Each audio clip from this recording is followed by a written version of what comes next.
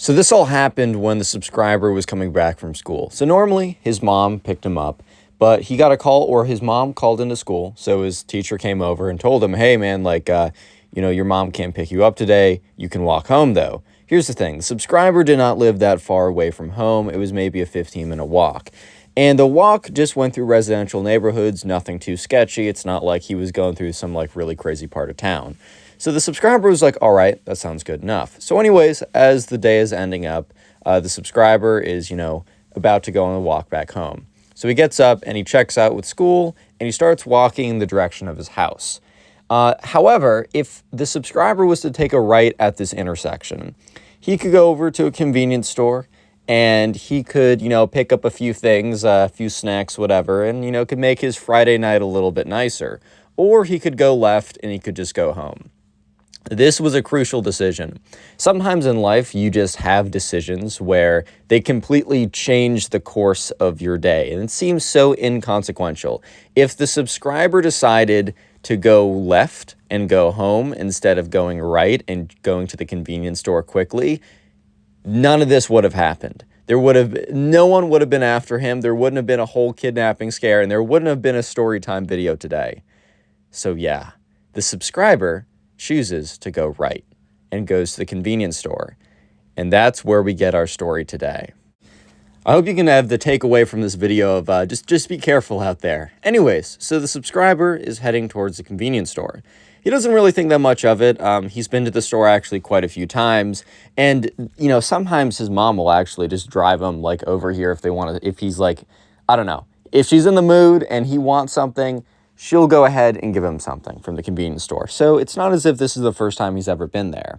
However, it is kind of intersecting on a slightly sketchier side of town, if that makes sense. Definitely a lot more dangerous. And however, though, it's kind of on the outskirts of it. And the subscriber is just going to the convenience store. He's not doing anything else.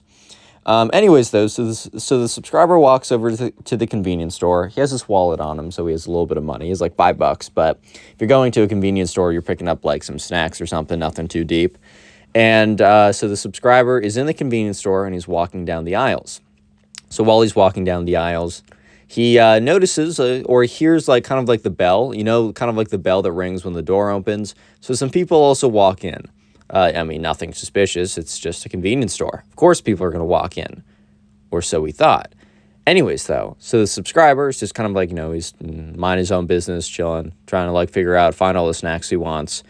And that's when it's a long row with all the snacks. And he turns his head to look down the row.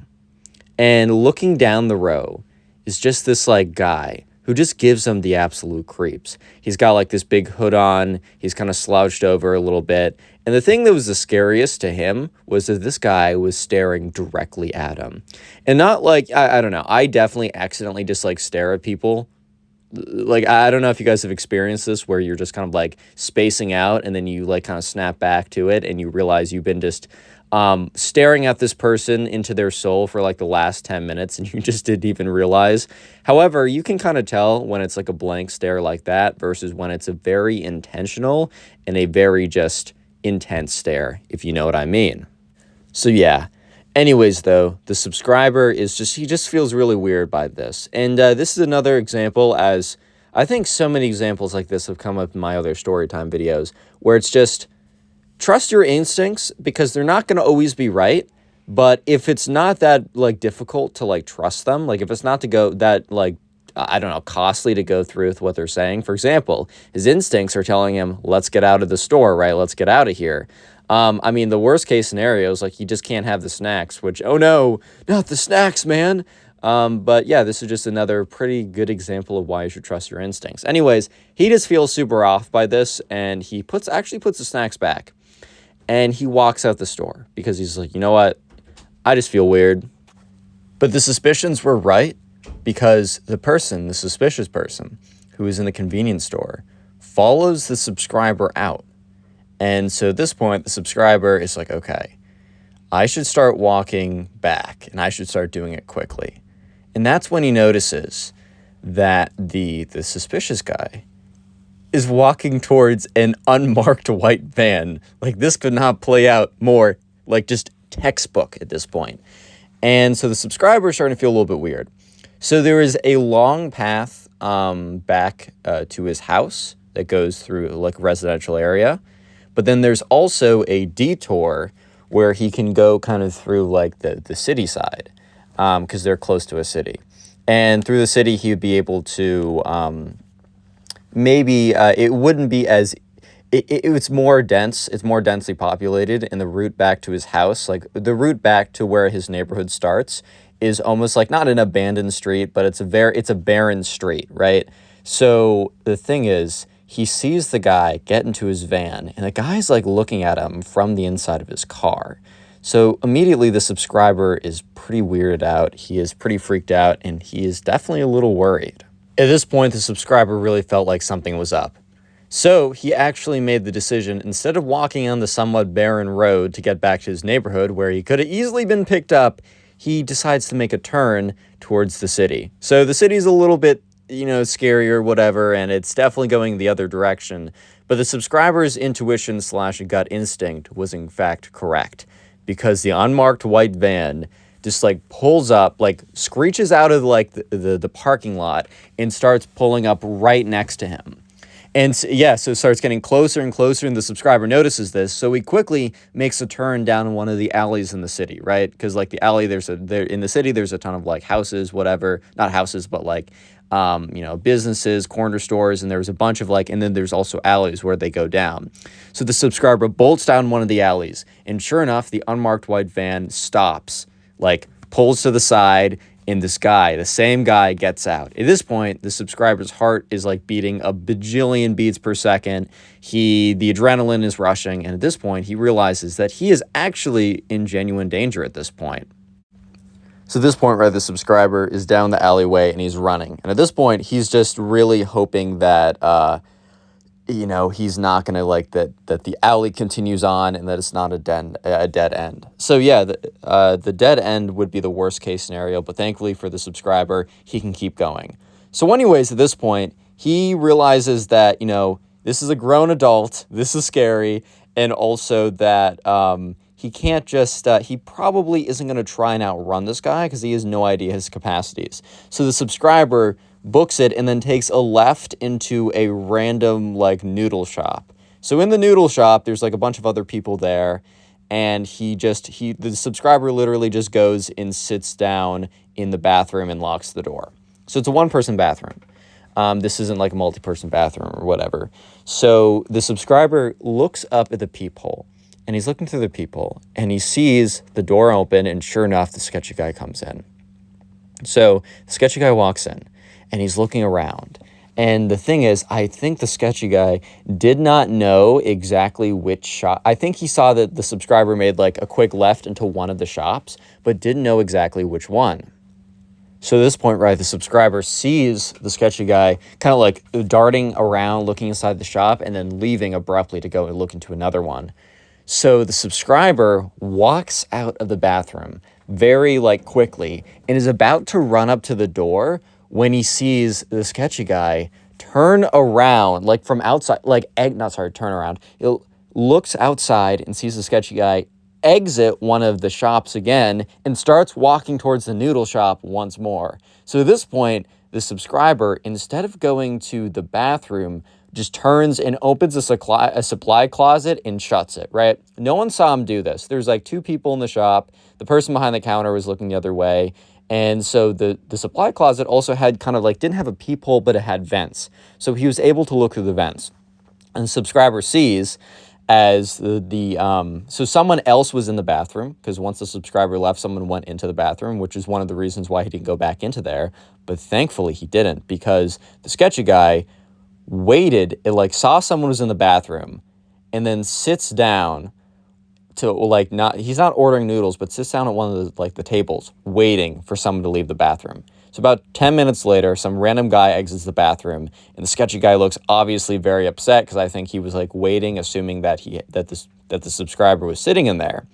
So he gets up and he runs. He doesn't run. He quickly walks out thinking, I've wasted all this time. This kid could be anywhere. So at this point, right, the subscriber's okay, this is getting legit. So anyways, the subscriber Goes up to the door, looks through the window, and just doesn't see anyone, right? Doesn't see, doesn't see or not doesn't see anyone, but he doesn't see the sketchy person. So he quickly leaves the shop. What he should have done in this situation is told the person who works there, what's up. The person who works there would have protected this kid and also called either the police and or his parents. But anyways, Fred, I'm just telling the story as I was told it. So the subscriber leaves a noodle shop and then books... I think I'm going to leave that in. Sorry. Not to ruin the tension or anything, but that was a sneeze, by the way. Anyway, so he looks both ways. And the guy either must have been somewhere else or just was in another shop, and he just sprints down the street. So the subscriber, he's just running down the street. He gets back to the gas station and starts running towards where his neighborhood starts. And for some reason, once again, the subscriber's instincts, I'm saying this again, pay attention to your instincts, guys, because sometimes they can actually save you in these situations. But anyways, right, the subscriber, he's running. Okay, so he's basically lost the guy. He has no reason to think that otherwise, but for some reason, he just gets a feeling, like a gut feeling, go, hide. So the subscriber, just out of pure instinct, jumps behind a bush. And he's just sitting behind the bush why am I sitting behind this bush? But for some reason, he just feels okay, I got to stay here. And he kind of looks through the bush a little bit, and he sees the white van, the unmarked white van. Could have been coincidence, could have been another one, we don't know. But let's just assume that it was, because there's not a ton of unmarked white vans, especially in such a situation like this, went right by him. Somehow, his subconscious just told him, hide at this point. And he hid just in time so that and remember, the subscriber sitting in the bush, terrified that the sketchy guy saw him jump into the bush, and now he's going to be the easiest target of all time. But no, the van keeps going and goes by him. So the subscriber waits there for a good, 20 minutes or whatever, and sees no sign of the van, no sign of anything. So he very cautiously leaves the bush and then sprints towards his neighborhood. Once he's in his neighborhood, he just keeps running back home. He feels a lot more safer in the neighborhood because it's possible, but it would be a lot more difficult since it was a good day out today. So a lot of people were outside in their yards and they probably would have seen something, especially if he made a commotion. But yeah, anyways, the subscriber kind of books it back to his house, opens up the door. His mom's like, where have you been? I've been so worried. And the subscriber didn't really have a phone at that time, or if he did, he wasn't allowed to bring it to school. Subscriber says everything. Obviously, his mom is freaking out or whatever. And she's like, you better not be lying about this. And the subscriber's like, I'm telling 100% the truth here.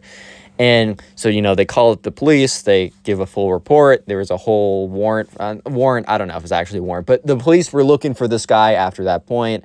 And they never found him. They never found this guy. They arrested someone many months later that might have been him. So the police gave a call to the parents saying, hey, we don't know if it's this guy. It probably isn't, but we just wanted to keep you in the loop. But still to this day, it's unsure if this guy's still out there. So yeah, needless to say, the subscriber is not allowed to walk home anymore. And if his mom can't pick him up, she's just stay at the school, don't head back. And that was probably the craziest experience of the subscriber's life. If you want to support the channel, click on one of the videos on screen right now. And if you're listening on Spotify, just listen to another podcast, and peace.